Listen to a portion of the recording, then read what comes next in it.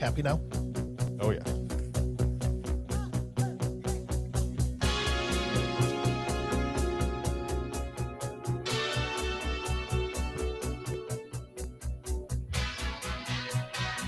There we go.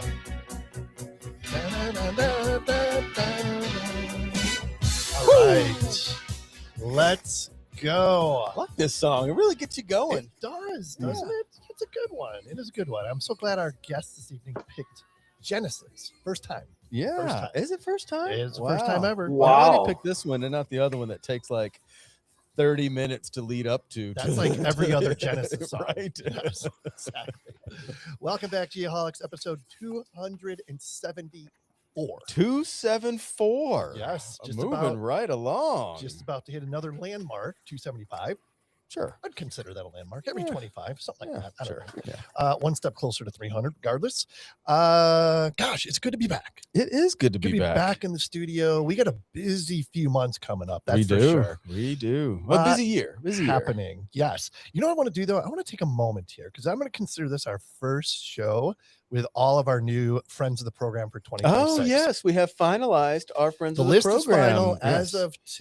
as of last Friday. No, as of yesterday. As of yesterday. There was a late arrival to the party, but they had a good excuse. So, but I'm going to run through the list. I know this is a little lengthy, but I got to give credit where credit's due. Sure.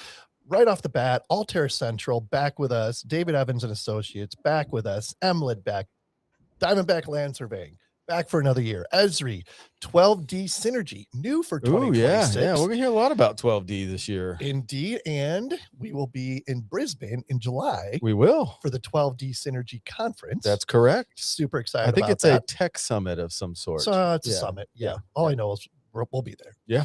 I think we might even be keynote speakers. I believe so. That's the rumor. My goodness. You got that all ready to go? We're working on it. Okay. It's behind the scenes. Trimble back, Hexagon back, Point Terra. That's a new one. For Yeah. 2026. Excited about that. Topodot, of course. Mm-hmm. Love Ted and the crew there. Mach 9. Yeah. New for 2026. Alex there, right? Alex and his crew. Yep, Yeah. That's good. Infold ROI. Yeah, that's a new one. New one. 4M Analytics, new for 2026. Yeah. Navis. Yeah. We talked to a lot of Navis, but now glad to have them on board. Yep. There's been a lot of courting with them the last few years. Has. And finally made it happen. Mm-hmm. Smart Drone back with us. Monson Engineering. Been from the beginning, right? Monson? Yeah. Oh, yeah. They're original 6 or whatever. Aerotech Mapping. Yeah. Excited to have them back. Safety Apparel. Love Matt and what he does for us every year. Carlson Software. Datamate. New. Yeah. For 2026. Geo Plus. Our good friend Sam. Yeah, that's right. Yep. On board 2026. We got a Canadian in here, right? We do. Yep. And Lincoln. Yeah, little known engineering shop. Yeah, we got a little connection there. Russ is smiling. He gets credit for that one. Yeah, he does. We appreciate Russ. Really excited to have them on board. It's gonna be a great year. We're gonna do some awesome things with all of our friends of the program. And man, 2026 is gonna be great. Oh, it is. I'm excited already. A few things coming up. We've got Geo Week here in a few weeks. We do. We will be there. The Western Surveyors Conference in March in Las Vegas. Turns out that they wanted a little bit of Geoholics action. Did. So they met and they voted, and guess what? We're going. We'll be there. Looking forward to that one, of course. That should be a really good turnout. And the ASPRS conference in Nickel State, I believe, just outside of New Orleans. Oh, wow. That's right. Thibodeau, Louisiana. Okay. Never been there before. So really excited about that one. And of course, this episode is powered by Emlid, making aerial and terrestrial surveys faster and easier than ever before. To find out more, go to emlid.com. What's new with you, buddy?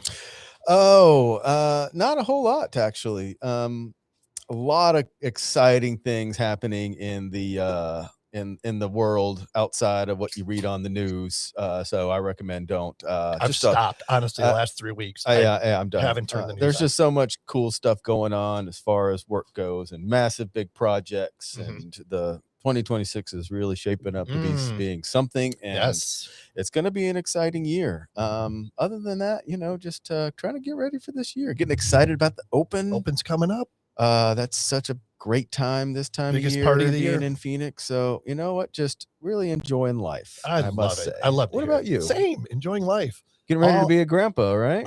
Yep. First one's due in about 3 weeks, and then about 3 weeks after that.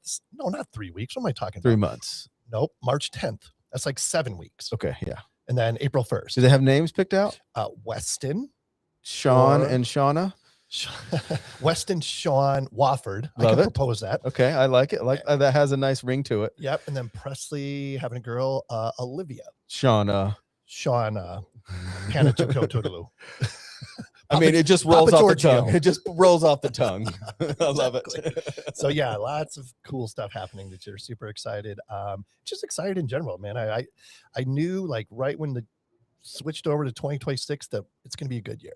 Mhm. Yep. So looking forward to all the exciting things ahead of us. Our weekly updates are brought to you by Topodot, leading the way in point cloud feature extraction and data governance. To find out more, go to topodot.com. Yeah, check out the conference, the user conference. Yeah, Tuck is coming May. up as That's in well. Yeah, May. they got some info on that. Here's some Yeah. big things are happening. Yeah, there. yeah. The registration's open, I believe. Yeah. Early bird pricing. Yeah, it's open right now. Yep. You want to hear about that opening song? I do, absolutely. You let the cat wait. No, hang on. We forgot one thing. Our good friend Russ is here. Oh my God. How We could didn't catch forget up with Russ. We gave him credit for the guest We did. and the And- FOTP and then ignored him. and then ignored him. Russ, what's yes. up with you, buddy? What's new in your Hey world? guys, how have you been? I am now a grandfather, a papa. Uh-huh. Yeah, So- yeah. What is your Oh, what is is it your Papa? grandfather name? It's Papa Russ.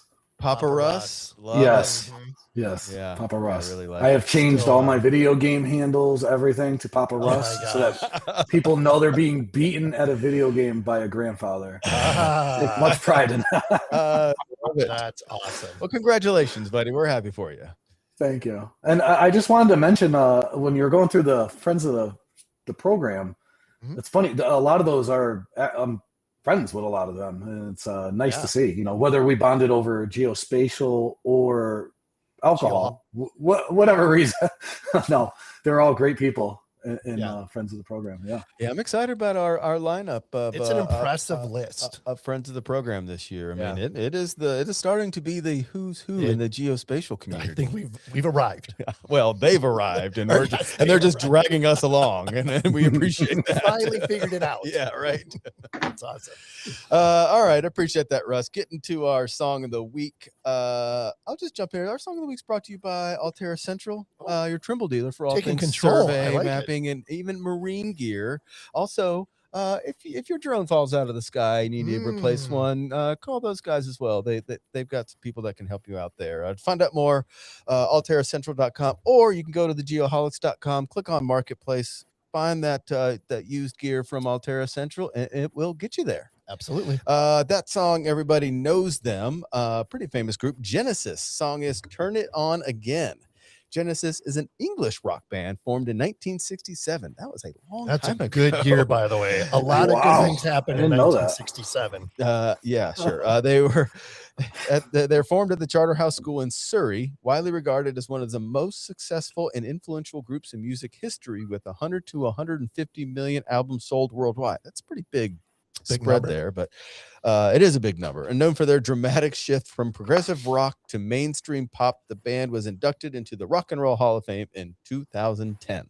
And what's 50 million between friends? You know, I mean, who knows? Back then, the data collection wasn't what it was now, so Yeah. it could easily be. They're an 50. interesting band. I mean, I've been a fan of Genesis, but I've never like hopped on the Genesis bus completely. They're just, I don't know, a different kind of like the old stuff is just, you got to be pretty freaking stoned to listen to it and appreciate it. Well, it was they formed in 67, but it was mostly like late 70s and 80s when they really kind of 80s, took off. kind of hit mainstream, I guess. Yeah, and wasn't Phil, was he the Collins? drummer and the singer? I believe so. Yeah, he's one of those rare drummer lead singer deals. Yep. Yeah, It's it one of doesn't those- happen a one lot. of those Yeah, weird deals. right. Right on. Our song of the week is brought to you by Altera Central. I already told him that. Wait, it's in red. I just thought I was supposed to read it. I'm just like, hold on a second. You're just like Ron Burgundy, right? You just I see am, something and read it yes. blindly. I love San it. Diego. I love it. San Diego. All right. Next up is our Leica Geosystems weekly pro tip. A little different spin yeah, I here. like this. Yes. All right, Go for for our it. weekly pro tip, use visual positioning to capture every moment you need in a single pass Or measurement. When using Leica GNSS systems like GS18, with visual positioning technology, make sure to capture comprehensive image groups as you walk the site. This enables you to pull any measurement you need later in the office without returning to the field. There's a big benefit there, and it saves time in reducing costly return visits. Find out more, go to Leica-geosystems.com. That's some good advice right there. It is. If that doesn't save you time and money, I don't know what will. I mean, really. Exactly. All right, let's get our guest in here. He's anxiously waiting. Super excited to have this gentleman on the show.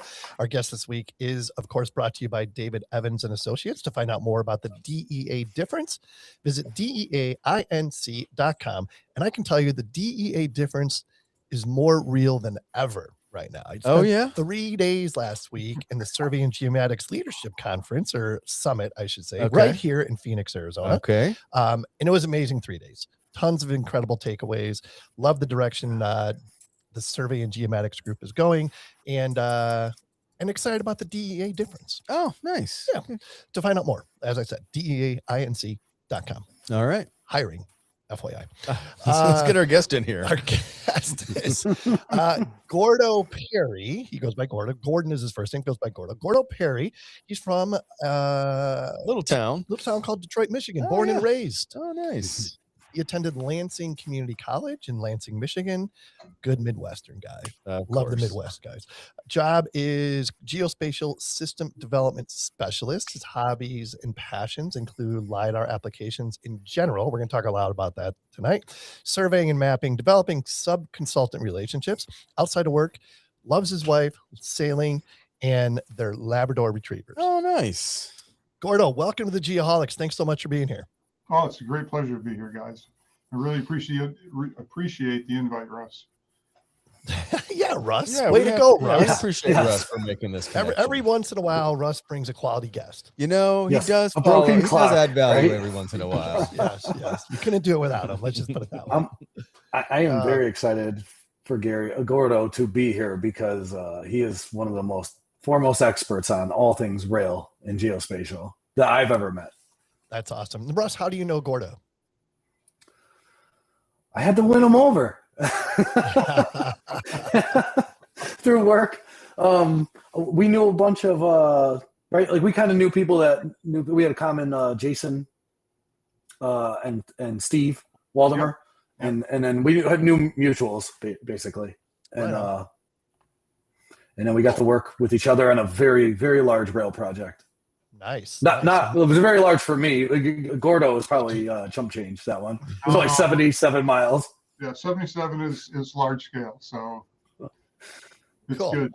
We'll get into that here in just a minute, but let's kind of start from the beginning here, Gordo. So born and raised in Detroit. What was it like growing up there? You know, how do you think that environment kind of shaped your work ethic and mindset? You know, they always talk about the Midwest work ethic. I firmly believe it's a thing. What say you? I believe it's a thing because you know, the auto industry and in growing up in the 60s and 70s in Detroit, the auto industry was king. So blue collar was a really big thing, and working with your hands and being involved. I think that is the foundation. For me, it was the foundation of, you know, work ethic and you know, actually doing the stuff and not talking about it. So it was, you know, whether you, I grew up, my dad's a former film producer, and so you had lots of different opportunities, but you were you were never sitting behind a desk doing things. You were always involved, and the hands-on application was a big deal. Yeah, no, absolutely. So you attended Lansing Community College. Did you get a degree there that kind of set you on the path of your surveying and geospatial career? So when I went to Lansing, I originally started out as I thought I was going to be an architecture major, and I had to take this technical elective class called. There's another one. And I had no idea what surveying was. And but so I take the class, and all of a sudden, we're out in the park with levels, dumpy levels, and we're chaining and all kinds of stuff. And I had a real fascination with construction work. Growing up, I wanted to get into the construction industry, and so this technical elective I had to take my first semester changed everything, because I immediately, within that first semester, I went back to the counselors and everything else, and like I'm switching my major. I'm going from architecture to civil engineering, because that's where all the survey classes were. And so I mean, from the get-go, just because it was, got me outside, which is where I wanted to be, that was the big thing. And the funny part of it is, one of my school buddies, my elementary school buddies, his dad owned a survey business. And I remember his brothers coming home, and they had these little leather pouches on their side with these little red and white target things on it. Never asked him, never talked about what his dad did. I didn't know anything about surveying until I took that first class. And but that Nice. changed the course. Yeah, that's awesome. It's interesting how Gordo and I took very similar paths to becoming the influential land surveyors that we are. Yeah, but at some point he diverted into an expert, respected person in his field. And I just became a podcaster. Yeah, and then you just became a podcaster. Oh, it's interesting how that things work out, isn't it? It really is. It absolutely is. So when did you decide that surveying was going to be a career for you? While I was in college, taking the courses, I got pretty serious about it. Just kept taking the courses and taking the math stuff. And I wanted to do a survey job. And in the early 80s, when I was there, surveying was a seasonal thing at best in the state of Michigan. So, like many other Michiganders and Midwest folks, I headed down to Texas right after I graduated. It was exploding, and I literally answered an ad, a job listing in a paper, and I've never turned back from it. Nice. So right now, Russ mentioned it earlier, you guys connected over a rail project, and I know that's kind of your forte now, but what did your career look like up until you started, really getting entrenched in doing rail surveys? I initially, when I started, obviously worked on a field crew, worked my way up from Rodman to party chief and that, but most of the work in Dallas started out as land development work. Doing the big boundary surveys, the topo surveys, and then developers come in and, you start laying out subdivision, construction layout. Residential land development was the path for the better part of 8, maybe 10 years. And then got into the highway side and started, chasing the DOT evergreen contracts and doing route surveys and then parcel plats, legal descriptions for acquisition in and around Dallas in its development. In the development, we got involved with doing big route surveys for sanitary sewer systems. And you had to go and acquire the land. The same kind of land acquisition thing. And so we transitioned out of the firm that I was with. We transitioned out of the development stuff and got mostly into the public sector stuff with acquiring easements and right-of-ways and those types of things. So how did you, what was your first rail related project? And, at what point did you decide that, this is really interesting? In the early 2000s, the firm that I'm currently with, it's a big A&E firm. And we had a lot of highway work, and then all of a sudden that just kind of slowed down a bit. And we had an office manager that was really good at wheeling and dealing with other offices within the organization. In 2004-ish, there was a big rail project with CSX between Jacksonville and Chicago, where they wanted to increase the capacity along their main line between Chicago and Jacksonville. And the only way to do that is to put in these things called passing sidings. So it's a siding that is a minimum of 3 miles in length or 6 miles in length. And they, trains pull over, slow trains pull over and others pass, or oncoming trains, you pull over so an oncoming train can pass or whatever. And our firm got involved, and we did 45 of the 90 passings between Chicago and Jacksonville. But it was fascinating work. It was a little rough at the beginning because rail engineers really don't want highway guys working on their stuff because it's a different environment. And I think the only thing that really saved me from that was the track designers that I was working with. They had done a lot of their own surveying, and so everything was done conventionally. And I kept looking around. I kept looking up in the air, and because they were explaining to me how I was going to set traverses and all the other stuff, and I kept looking around, and they kept looking at me, and they going, every time we look at you, you're staring off into space, and getting this. And I said, well, it was a contentious few hours, but I said, look, man, you want me to traverse, and I'm not even going to call it ballast. I'm just going to call it. You want me to start setting points in gravel, and how secure are those? How stable are those going to be? I want to do this with GPS because you got wide open sky. And away we went, and they had never done it that way, and so we came to a compromise, and so we worked on those.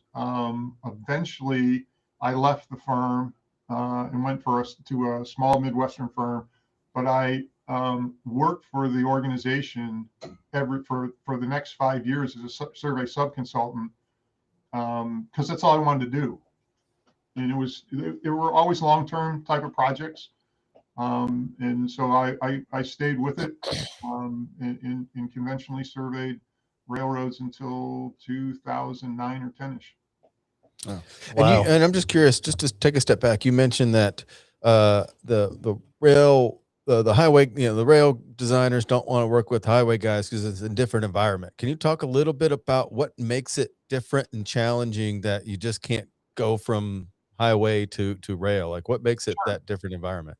I was initially introduced to the differences between the two environments when I was in college, when you start learning the math. And so the instructors talked about, there's two forms of geometry. There's right angled, trig and all that stuff, where your curves, and you have point of curve and point of tangency and all that stuff. And that's what we're going to talk about, because railroads, their curves are completely different. And it's non-tangential, but it's worse than non-tangent. They're spiral. They're spiral curves, and you do not have a defined radius point. The radius point continuously moves. So in the rail space, when you're going down the track and you're tangent, you're going to go around the curve. You can't take off in a tangent curve and go around it like your kid's train set. If you go around the curve too fast, the train falls off the track. So in the real world, you go from tangent to spiral to curve to tangent. So you have to transition in and out of. You can't go into a straight curve without going through a spiral or come out without going. So the geometry is way different. Yeah, I've had the opportunity to work on a couple of rail related jobs, more for like right away determination, that type thing, and it's a whole nother world. And like I guess I still don't understand why they have to be so complicated with the spiral curves. Why don't they just make the radius bigger? Why do you have to have a spiral curve? Just to keep the train on the tracks. The centrifugal force of going around the standard curve, you have to feather it in there. Otherwise, all that is going to lay on the side.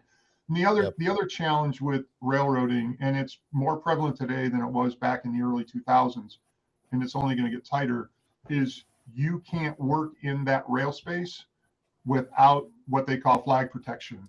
Yep. You can't step in there. You know, it's not like, hey, we won't get close to the track. No, once you cross the fence, technically you have to have that.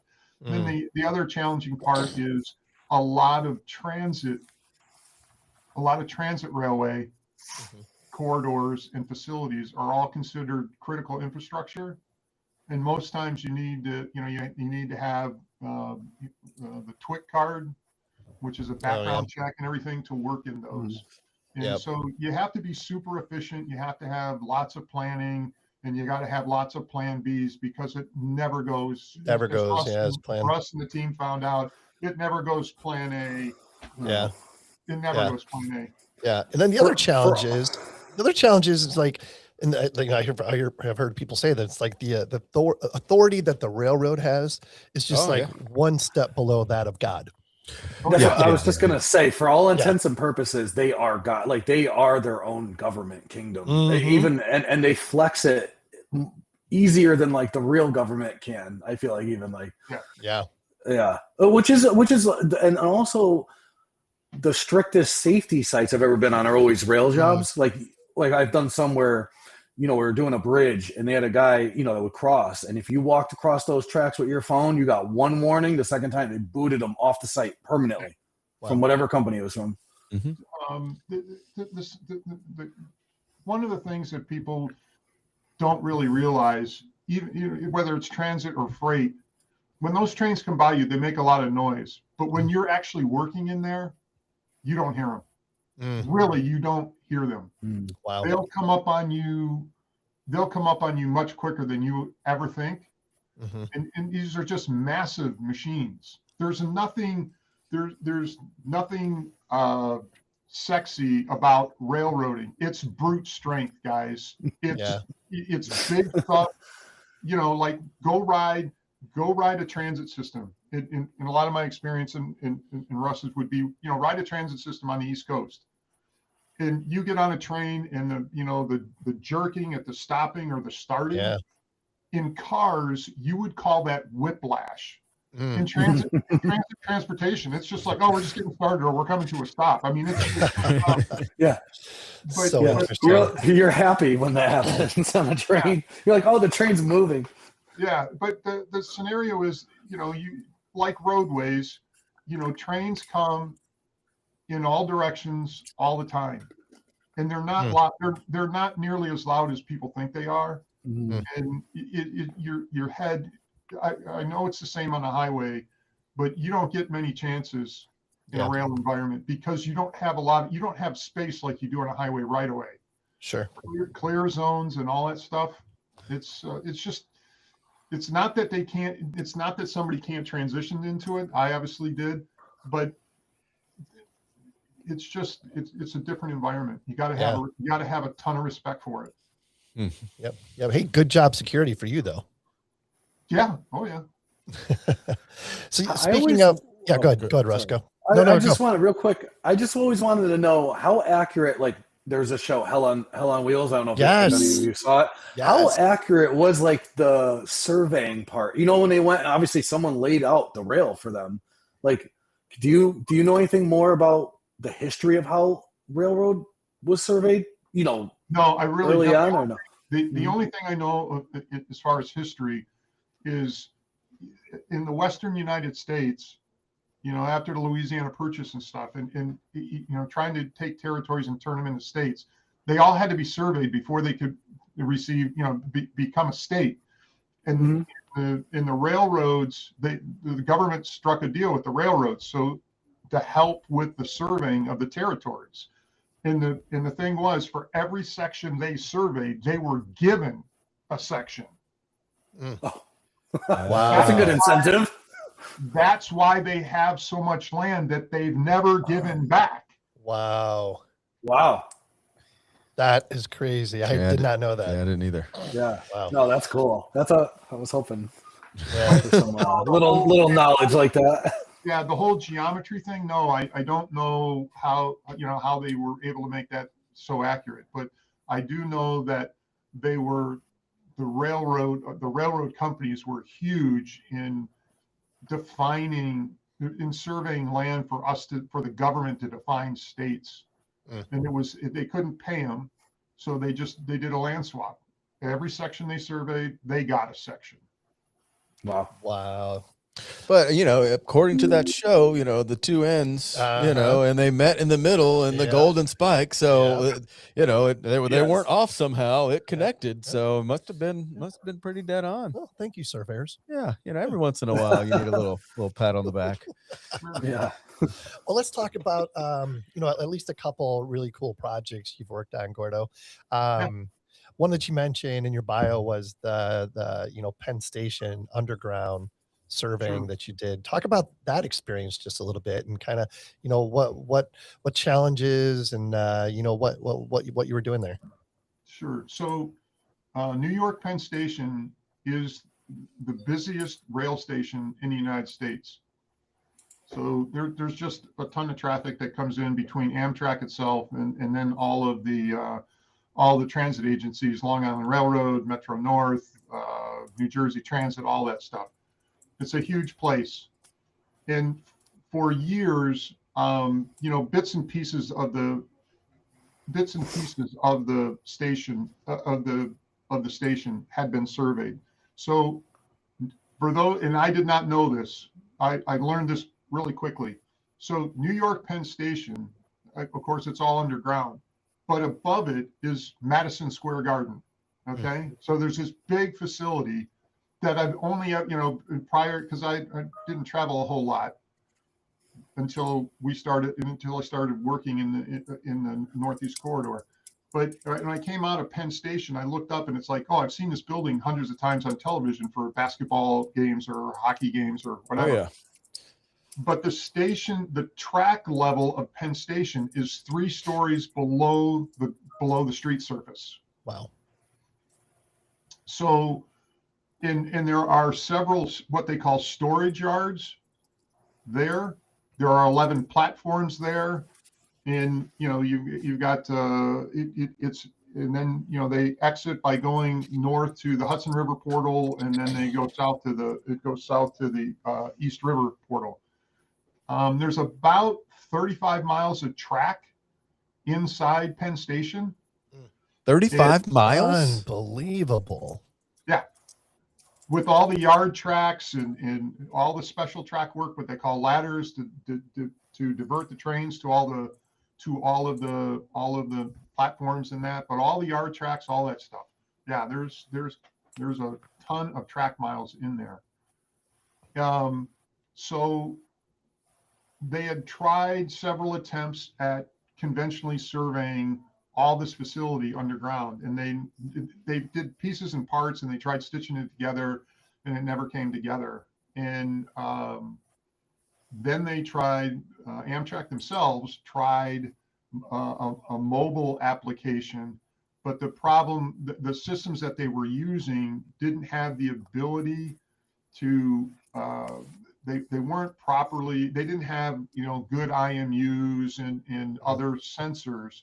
So as you go through Penn Station, you never get a direct shot from, hey, I'm coming in from Jersey and I'm gonna come out in Queens. You're gonna get stopped somewhere along the way because of just how the station works.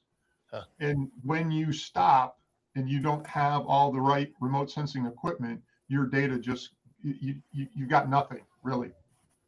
So wow. We had there are a lot of retired Amtrak guys that work at where I am, and they were pushing this because we had great success outside with things. And I actually, when I heard about the project, I actually went and worked on an inspection crew so that I could recon the station. And I went down and I took probably 800-900 photos so we could see how this all worked and all the different pieces. And then we have our LiDAR partner, our sub consultant. They started running. We had to work directly with Regal to figure out how long we could work underground without a GPS fix. Wow. And so we worked in tandem with them to figure out, hey, we can work if you start with a good GPS fix before you know, at street level, we could go about 60 minutes before we needed another GPS fix. The IMU and the No DMI kidding. would carry you for about 60 minutes. So Crazy. we went through, and you start looking at where are we going to come into the station and how are we going to traverse it, and we broke the station up into segments, and we literally built timetables to figure out how much track we could do. Here's the speed we're going to go, and how we're going to make these movements through there. And we came up with a system that said we came in on what's called the Empire Line, which is a little it's northwest of the portal is northwest of the station. And we figured out it would take us 7.5 minutes to drive in on the Empire Line. We could scan 45 minutes, and then we needed 7.5 minutes to get out, so we could work for 60 minutes. But we had to figure out the combinations of how you maneuver around these areas and you know, build this stuff in blocks so that we would only work for an hour, and then we'd go and get a 15-minute fix, and then we'd come back in. And then we had to you know, we brought in all the survey control, and then we targeted the whole station, obviously. And then we did we static scanned all the platforms, and we actually flushed out all of the concepts that Regal told us about with planar adjustment, because our data was really, we had lots of targets. Yep. And our data was really good. But if you think of your data, it's kind of a clothesline. And then we started doing the planar adjustments on the platform edges and the columns and the utility boxes and all that kind of stuff. We were able to tighten up that string line because the terrestrial data was so good on the platform. But we spent a lot of time coordinating with Amtrak, so that we could make all of these hour movements, 7.5 minutes in, 45 minutes you know, running around the station, and 7.5 minutes out. One of the things that we learned through this process was your high rail vehicle needs to be shunted so that it shows up on the dispatch board. The dispatchers can see it on the big board so that you can work around trains. So we didn't have to divert any revenue trains. So we sat with them and all the stuff. Here's the timetables. Here's where we're going to be.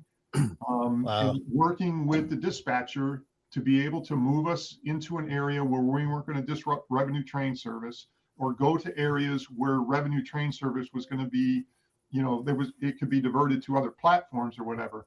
But it was all communicated and orchestrated with them. But we had to come up with we had to meet their standards to make that happen. So the logistical planning was ridiculous. Like you said, it was orchestrated. It had to be like clockwork in order for this to be a successful mission. Right. Because one of the things actually so we put this together, and we looked at our plan called for 4 nights of 4 hours a night. Because they'll tell you, yeah, you're going to work the overnight shift, and you know, we work from 10 to 6 in the morning, and you really only get from like midnight to 4. Yeah. Because of the way it's set up. And so we had 4 nights set up. We all agreed to 4 nights. And then somebody at Amtrak recognized that it's like, hey, we got a holiday coming up, Martin Luther King holiday coming up. There's going to be reduced traffic and everything else. Yeah. We're going to give you 16 continuous hours on Martin Luther King Day, which is the same as 4 4-hour shifts for you. You guys need to do it over that 16-hour period. And we spent the weekend making sure that plan was going to work, where we had 16 1-hour trips in and out. And you got to have, you know, you've got to have good, reliable systems and people, and you got to be committed to it. And we were very fortunate. Hopefully it was a T&M job, because I couldn't imagine trying to put together a fee for something like this. No, most of our rail work is all lump sum.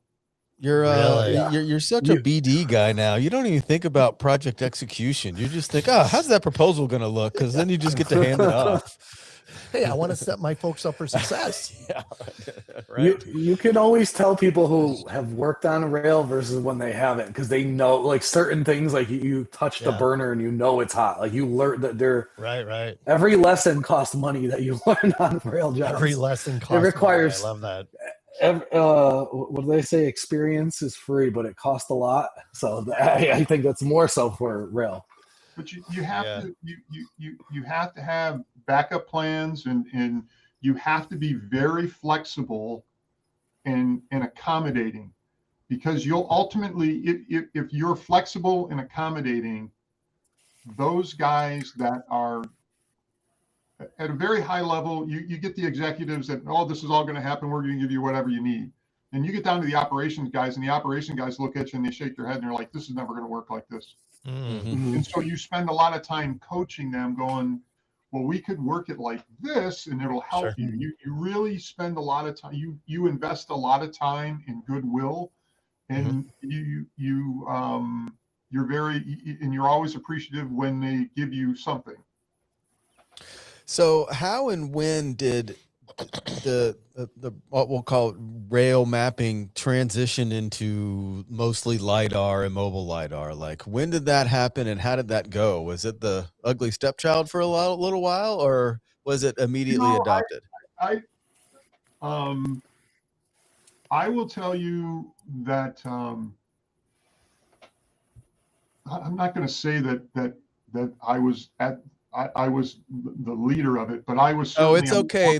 Everybody else on this show a little bit elevates their experience a little bit, so it's okay to brag. Because of my conventional surveying and railroading, when I first saw mobile LiDAR on tracks, I was giddy. I was literally giddy about it, and I'm like, we got to, I found it. I found how we're going to do this. And I convinced one of the Southwest companies. I convinced them when they built the 4th mobile LiDAR program in the country. I convinced them to build a high rail truck, and I didn't want to compete when we were doing this. I did not want to compete with all the people in 2009, 2010. I didn't want to compete with everybody else in the highway space. Right. I wanted to do something different. And so I had seen a demo through Optech that was done on a little rail yard in Tulsa. And they actually gave me a copy of that data. Oh, wow. And I took it back to the firm I was with at the time, and we did aerial mapping. So we had TerraSolid, and the guys knew what to do with LiDAR data, and we started doing it. We started processing that data, and I in turn took all these examples and I sent them to the rail guys that I knew, and I said, hey, I got a new way of doing this. And so it was I've never looked back from it. It's the only way that I would survey it. What were some of those early logistical challenges? I mean, I'm sure it wasn't just, okay, yeah, let's get all this LiDAR and it solves everything. I'm sure it was a little bumpy at first. Yeah, it's you have to be very open to what rail designers, track designers want. You have to know what a point of switch is, and you have to know what a half-inch point of frog is. You have to understand all of the trackside features that they're looking for, signals and bungalows and those features, like curves and guardrails. Some of those features, you have to understand how they connect together, and you got to ask a lot of questions, because they'll talk to you like you're going to know this, and it's like, what the hell is a half-inch point of frog? Yeah. And they'll look at you like, you're really going to do my work and you don't know what a half-inch point of frog is? It's a little tough. The other challenge is, the biggest challenge is when you go to put a vehicle on the track and you go to do that, you've got to be on, because it's not like, hey, I'm going to pull over on the side here, or I'm going to go to the next ramp and I'm going to spin around. I'm going to do that again. You don't get that option. Oh, yeah. There's no turning around and trying that one again. No. Not till you get to the at-grade good crossing. point. Yeah, Good you know, point. and you have to, you have to think differently. Like you make two passes. You always make two passes on the track. I don't care that they're 13 feet apart. Each one of those tracks, you make two passes. So if you're thinking about it, it's like, okay, I'll drive down there, I'll turn around, I'll come back. Well, you don't turn around on the rail. You do that in a reverse move. Okay, Ooh. that works. Okay, so Russ has done it for us. Drive down this track for 20 miles, then throw it in reverse and come back 20 miles. And, you know, and then you've got to get all of the sidings and all of the other things. So you're literally, you know, have to keep track on a track chart that there's the roadmap of the railroads of where did we go, because you're not going to automatically get that reverse move backwards. Like Russ knows this. Hey, we're going to drive from point A to point B, and we'd really love to come back to point A. And they're like, ain't happening tonight. Yep. Oh. Yeah. Wow. That's crazy. Or they'll be like, oh, my shift's over in 15 minutes. So no. Yeah. They're like, that's that's what they say to you. You know, and so you that part of it, it's not because you have such limited time there. That's the problem. That's why people won't venture into it, is because you're on the clock, and the buzzer's going to ring and you're done, period. Yep, you have no choice. Right. So how much more prep time do you think goes in preparation? Do you think that goes into a project like that versus just a traditional, you know, highway project? You'll spend you spend 30 or your mission planning in that's a 30 or 40% increase automatically. Wow. Yeah. It's so much more coordination. Talk a little bit about that, Russ. I feel bad for these you know, these companies that want to get into rail and don't know. They don't have the knowledge and the wisdom that somebody like Gordo has, and they're putting a proposal together to do this LiDAR collect, and they have no idea the challenges they're getting into, and their fee comes in, you know, way down here, and then, you know, Gordo's fee comes up here where it should be, right?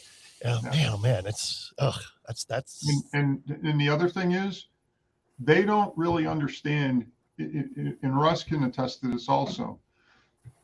There is as anybody that's in the mobile LiDAR space knows, the survey control and the targeting and all of that stuff, that doesn't change. That's still the massive part of your fee. sure.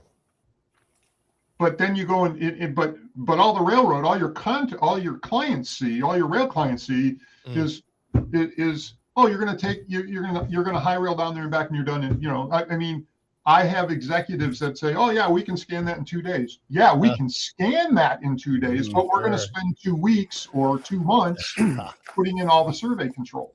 Right.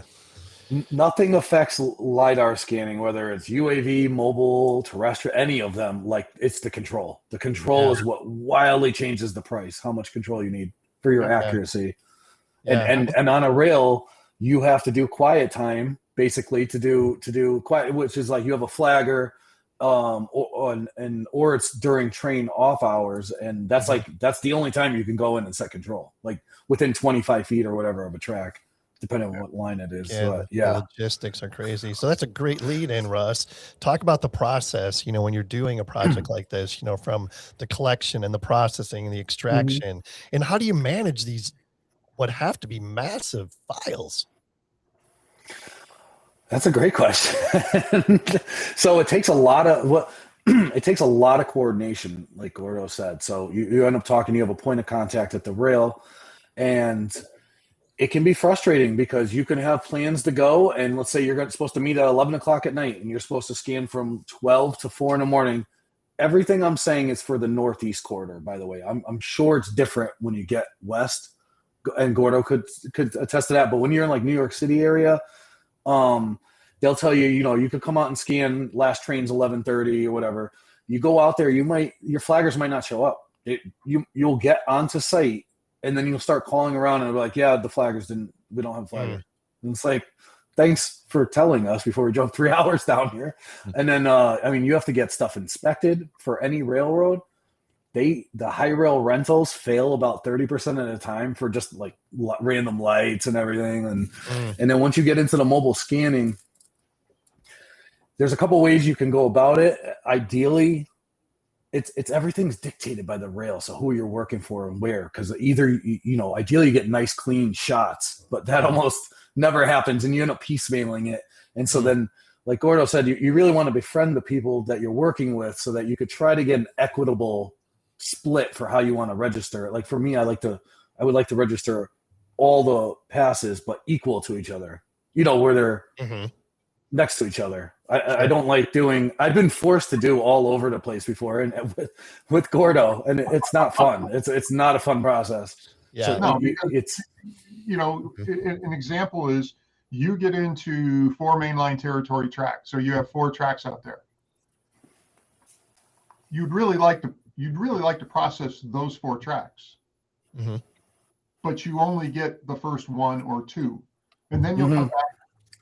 Russ would come back because of access time. He might have to wait 10 days, 3 weeks, a month, and then he gets the other 2. And then he gets the other 2 tracks. So now he has the 4 tracks, but your targeting has been there for a month. You hope that it's still there. And so we had areas where Russ had processed 10, 12, 15 miles of data on a track. Okay, wow. I need this track, man. I need this track because our guys have got to start designing. They want to figure out, they want to take the data and they want to come up with they want to define the alignment. And that goes against how Russ and anybody that does it wants to do it, because I want track 1 and I'd like track 2 and track 3 and track 4 because all of these scans are stitched together. How do you, these are obviously very linear type projects, right? Versus, surveying whatever, 1,000 acres. Yeah. These are very linear projects. Is the quality control process different on a project like that versus mapping 1,000 acre parcel? I don't think so. No. Well, if you're doing it for Gordo, it's going to be different probably for Gordo. Gordo is a thorough person, so yeah. His QA process is thorough. You start with the primary, let's take the job that Russ did for us. It was a 75-mile stretch of the Hudson line, coming out of starting pretty much at the north end of Manhattan Island, and then it ran 75 miles toward Albany. So he and Steven came together, and it's like, okay, let's build a primary control network. So we don't want any baseline over 5 miles in length. All right, so you divide up that 75 miles into 5-mile intervals, and you primary control, you set those points, you set those monuments, and then you static survey those. And of course, you're tying into cores and virtual networks and other NGS monuments that you find, so that that's good. Okay, and you can look at all those residual values. Yes, it's a line, it's not a shape, but you're still following quality processes to ensure the values that are being published. You follow that up with running a 75-mile level loop. Yep. Wow. And differential, digital levels, but you're still differentially leveling 75 miles. Crazy. Yeah. That was cool. Like it's, big control networks like that. For me, at least, you don't see them often unless they're with rail like that. Yeah.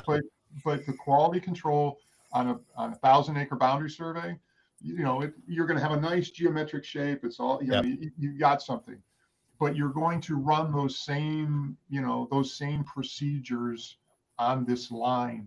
The only thing that you may think about along the way is when you're running your differential levels, are you gonna run a closed loop? Are you gonna run up and come back? Right. Or are you going to put your faith in your NGS control along the way? In the end, Russ and his crew, we broke this down into segments, and you know, it's like, hey, they broke it down into 7 10-mile segments. And it's like, we ran up 10 miles and we came back 10 miles. Wow. So what's the, I mean, this is a little out of the box, but what's the what's the future look like for rail development, and what are the needs out there? Is it like you said, where they just need to expand capacity and put a lot of passing things in, or is there a lot of new track that, I mean, where's this going? I mean, it's not going anywhere. Obviously, it's critical infrastructure, but what are the needs? I think it's a really good question. I would think that these railroads, like, they would want like annual LiDAR collects of their lines, right? For a number of different reasons, you know, asset management being one of them. But well, I didn't ask you, but okay, that's a good point. Oh, next, please.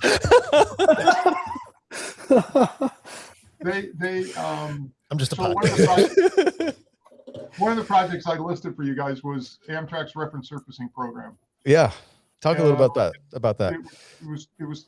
So the Northeast Corridor has about 12, and think of the Northeast Corridor running from DC to Boston. Okay. And then you have all the you have 7 or 8 transit agencies that connect into that, but there's 1,200 miles of track between DC and Boston. And Amtrak, we did that project because Amtrak wants to increase capacity in the Northeast Corridor. And the only way that you're going to do that is by running your trains faster. There's no room. Yeah, that's what I was asking. Yeah. Very limited room to put in additional tracks. Okay. That's not going to happen. So in order to run trains faster, you have to have better track geometry. Okay. Okay. You need better track geometry so that you can run the trains faster. And when you're running the trains faster, you're not beating the crap out of them, because bad geometry tears up the train sets. Tears up the track, tears up the train sets. So is that, so I know you did the whole Northeast Corridor, which is like 1,200 miles, I believe, right? Yes. Gordo? Yes. Yep. So and then I saw about a month ago that now they have from Boston basically the entire Northeast Corridor now has those what's the name of that train line? AC. Yes. So is that what's preventing us from building? So we need to fix the tracks across the country, the infrastructure, in order to get more of like the high-speed trains, is what you're saying. Yeah. Like those type of. It's my opinion. It is my personal opinion that we in the United States will never see true high-speed rail. I was going to ask about that. And I say that because if you look at true high-speed rail in China or, you know, in some parts of Europe, the geometry is very different than what we see here. The curves are longer and all of that kind of stuff. Understand that our rail system here in the United States is based on in industry or you know, BNSF, the big 7 guys, all freight rail. Sorry, that was what I was looking for. It's based on freight rail. Freight rail runs at about 70 miles an hour. Okay, so when you look at rail corridors, they're basically built in that 70 to 100 mile an hour range. To go 200, your geometry is completely different. So we're not acquiring land and eminent domain and all that kind of stuff. Those are hurdles that nobody is ever going to face. We're going to have to work with what we have. So what reference surfacing did was, hey, we're going to map our corridors. We're going to map our corridors, and we're going to figure out where we can change the geometry without having to make, you know, we're not going to move roads and we're not going to move bridges. Here's all our constraints. And we're going to do the best that we can to increase the speeds. So the target is really for the Northeast Corridor and here in the US, the target is 160 miles an hour. That's the ultimate top end speed because that will fit in the corridors that we have. Yep. Gotcha. When they talk about high-speed train, when they talk about high speed, we're not talking about 200. What we really want to do is have higher speeds. Just higher speed. Yeah. You can get on an Amtrak train right now and you can do 120. You know, Yeah. hey, I'm going to go from Detroit to Chicago or something. I'm going to do 120, or I'm going from Boston to New York. You get on a train that's going to do 100, 120. That, you know, and it's like, holy shit, why do we need to go this much farther or faster? Yeah. I mean, Yeah. but you're not going to get there because of the restrictions of land, and you're not going to acquire land. It's just way too expensive. Yeah. So yeah. that's why we just built the Bright Line in Florida from Orlando down to all the way down, but it only peaks out at speeds at a certain time. You know, like the high speed, only a couple spots for very briefly. So that must be why, right? They couldn't get the geometry they need to go any faster in those areas. Wow. Yeah, because Interesting. the All Aboard Florida program, which runs from Miami to, you know, was one of the projects I worked on, the 200 miles from Miami to Orlando. You know, that's an old freight rail.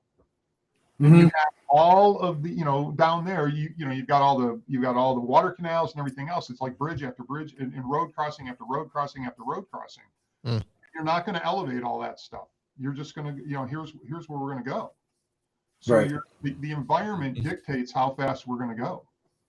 Interesting. So you'll have these segmented parts of higher speed rail, like for example, the Bright Line from Vegas to Rancho Cucamonga, for example. Yep. You know, that's being built as a high speed rail. Yeah, that, you know, that is because of, you know, development and all the other stuff. That could be a true high speed rail. Because it's flat through the desert, and they're not utilizing an old system. It's new, right? Yeah, it's all new land act and the whole bit. So yeah, you could see that, but most of your stuff, no, you're it's going to stay in this range. And then understand that, you know, your long distance trains, there's you know, there are agreements between Amtrak and the 7 Class 1s because they share track. So the 7 Class 1 operators, BNSF, CSX, Norfolk Southern, and that, they're compensated for allowing Amtrak to run on their rails. Well, they're not interested in going, hey, we need 200-mile-an-hour track in here. No, this is all you get, guys. Yeah. Yeah. Yeah, I didn't know that. Oh, wow.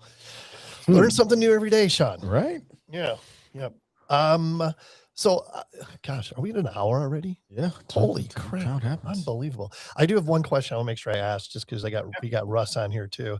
You know, in your bio, you mentioned that you're passionate about developing relationships with subcontractors, subconsultants, and your position, you know, with your company allows you to subcontract out a lot of survey and LiDAR collection work.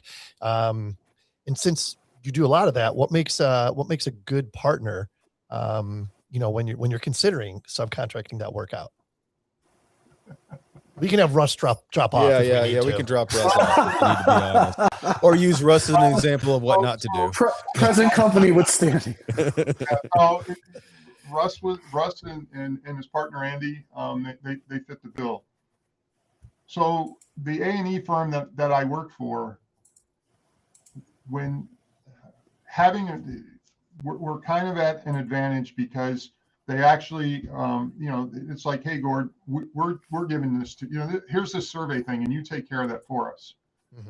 Where traditionally they would, you know, they spin the wheel, throw a dart, whatever, and we're going to use this firm or that firm or what have you. And it's like, no, you have to build relationships so that you get the same, you build something with folks so that, you know, there's next time.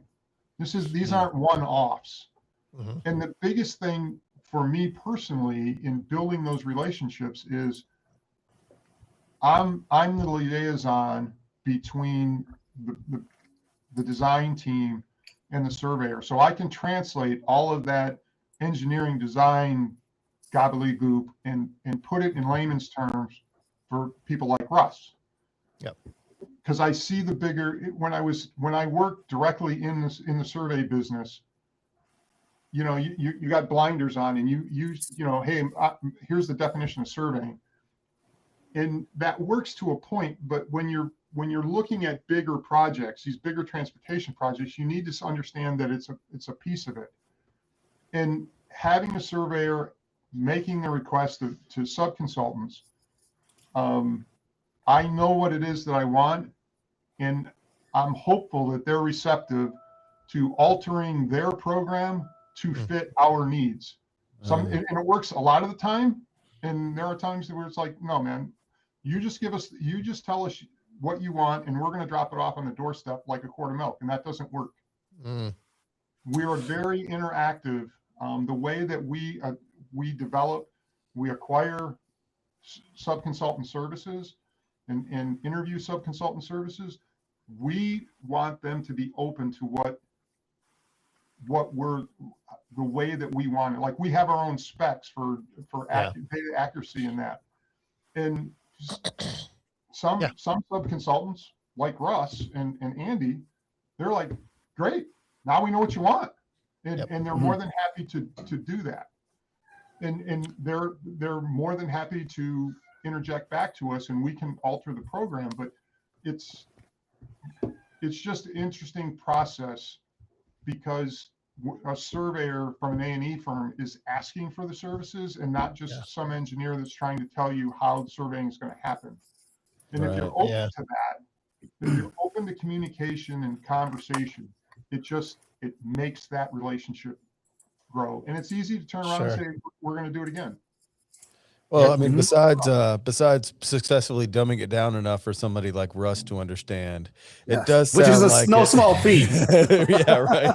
But it does sound like what you said earlier about being flexible and being able to adapt, because, you know, somebody like Russ has probably done it this way 1,000 times with 1,000 other clients, and they want to dictate, okay, this is what our deliverable looks like, here's what you're going to get, instead of, okay, let's just start from the beginning, how we do it, and every step along the way they're willing to adjust to meet what your guys' needs are, because it's completely different. I mean, your specs are completely different, and everything's a different way to think about it. So but that's what it sounds exciting to me. Yeah, I mean, it's clarifying and confirming expectations, right? And it's like, there's no reason to reinvent the wheel every time. I mean, this is the recipe for success. Follow it.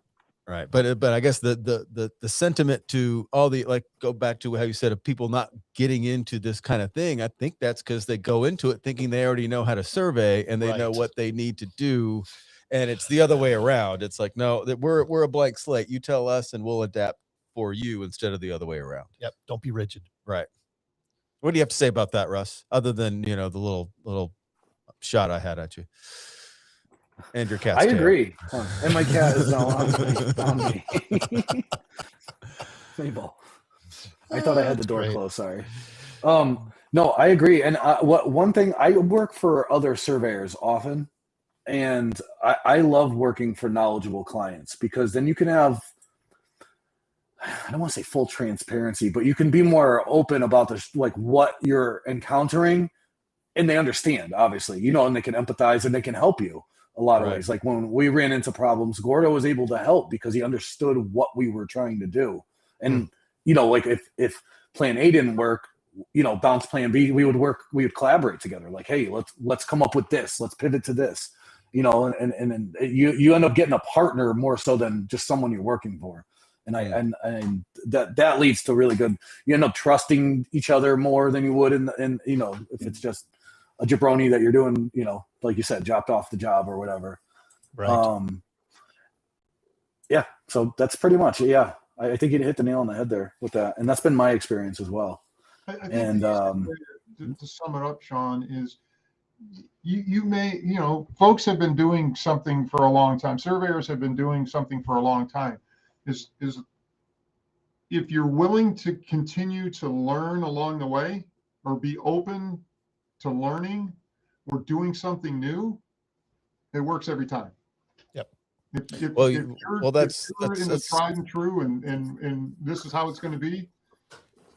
Yeah. Well, that's a scary concept to one of the most stubborn industry people that I can think of just stuck in their ways. Tell me I'm wrong. No, you're exactly right. I can't argue with that. I mean, sometimes it's a good thing because they're stubborn to the profession and what it takes to do it well, but the how is where you can still be flexible. The end result is still, you know, accuracy and repeatability and all those things. It's just the how is a lot different. It could be a lot different in a setting like this. Absolutely. What else, guys? Anything else you want to get out there? Well, We haven't we talked talked about light. We talked about LiDAR briefly. And Gordo did. I think when you were away for a second, briefly. Gordo was involved to some. I won't put words in his mouth, but worked with Ted and some other people with Topodot, right? Like you were the stage before Topodot became something. You kind of worked on some of the tools. Yeah, very early on in early 2011. I had the opportunity to work with Ted and Maudy at Topodot, and we had a lot of input on the rail tools that you see within Topodot. So, like, hey, let's do track extraction. What does this look like? And I remember working with Maudy because he had figured out, he had developed the routine to do that. Except Maudy had everything on, he was doing the extraction, and you were setting your rail templates down on gauge lines. And the designers that I was working with at the firm, they were all about the rail head center line and not the gauge line, because they could figure that out. And Maudy was very insistent about it, the gauge line. And now pretty much everybody works off the gauge line. But I was very insistent about it needed to be the railhead center line. And so Maudy fixed it. And he said, I'm going to give you the option to do this. But many of the tools there are a lot of tools within Topodot that myself and team members had a lot of input with, those being the clearance tools, like, hey, I want to do clash detection. I want to be able to take a cross-sectional template of a train car body, and I want to attach it to the center line, and I want to pull it through the LiDAR data and see where I'm going to hit, and then reclassify the data, so that you have that tool. And then there's another tool that uses the full car body template in the rail space, and you attach that onto the center line, and you pull it through, and that full car body template takes into account the end overhang. So where the wheel centers, or what they call the trucks on the rail car, you're going to have, when you go around a curve, the ends of that car are going to swing wider, either outside or inside, depending on the curve. And then the other thing is the middle ordinate of the car is going to go into the center of the curve. So figuring out those two things, we had the team that I was a part of, we had an awful lot of back and forth with Ted and the Topodot team in building those, which later on transferred. I think Maudy and the team took it farther. And when you look at the tractor trailer trucks and all that kind of stuff, and getting them around, and the swing radiuses and that, but back in a lot of that stuff in the early days, I can remember sitting down shoulder to shoulder with Maudy for sure. Wow, it's a lot of complex math going on there. Oh yeah, it's hard to fathom. Yeah. You got anything else, Sean? No, not. Did you learn something today? I did learn a couple things. Absolutely did. Yeah. Absolutely did. Gordo, can't thank you enough for your time and for joining Geoholics. It's been great conversation. Great getting to know you a little bit better, for sure. Absolutely. And Russ, thanks for making this happen, making the introduction. Absolutely. What you got? You got one more question there, Sean? Always. Yep. Gordo, we got one last question. We ask everybody at the end of the show, do you have a mantra that you live by? I thought about that when you guys sent that to me. I just like it. I like getting up every day and getting my hands dirty.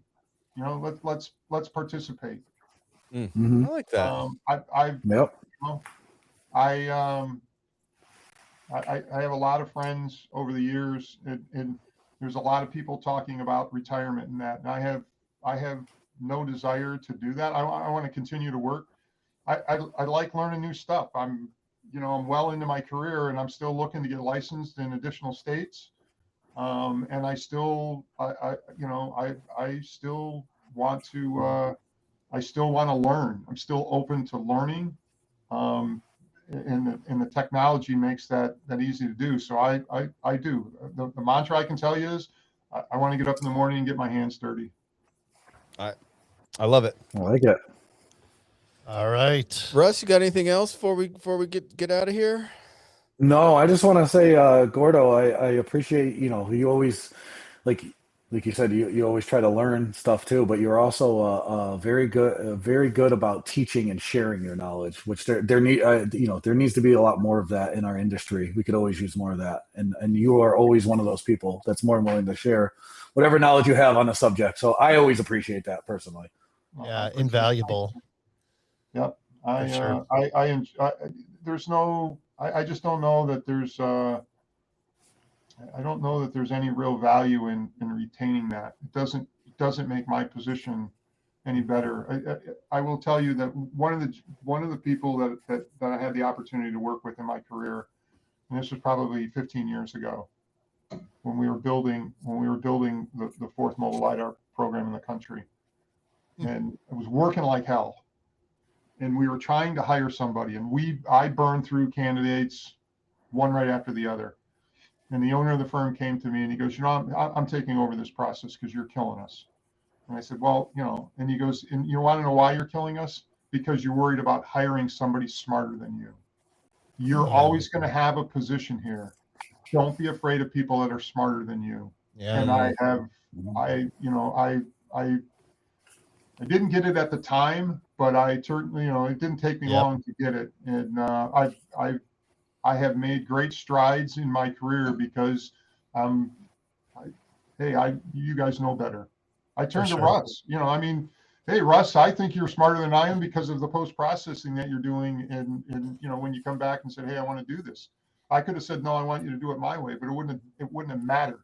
It wouldn't have worked like it did. Yeah. Wow. Yeah. No, I couldn't agree with you more. It's funny. Sean hired me once. I did. Yeah. I'll let that simmer. Once? That didn't work. Is it just once dot? You mean like that? Yeah. That didn't work out. There won't be a second. All right, guys. Well, again, Gordo, thank you so much for your time. It's been great. And thanks for everything you're doing for the profession and being a great mentor. It's awesome. Russ, thank you again as well. Good to see you, buddy.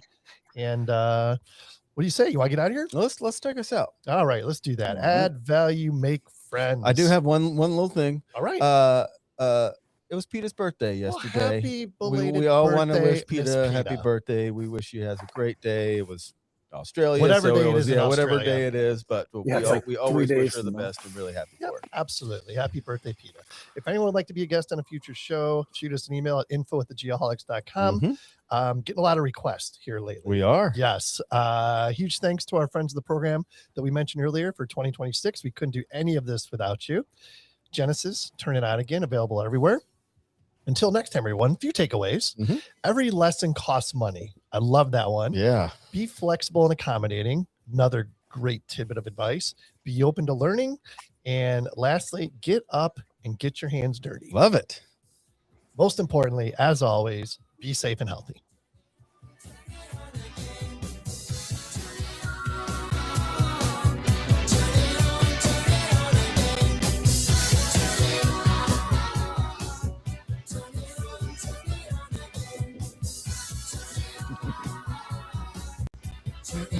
Turn it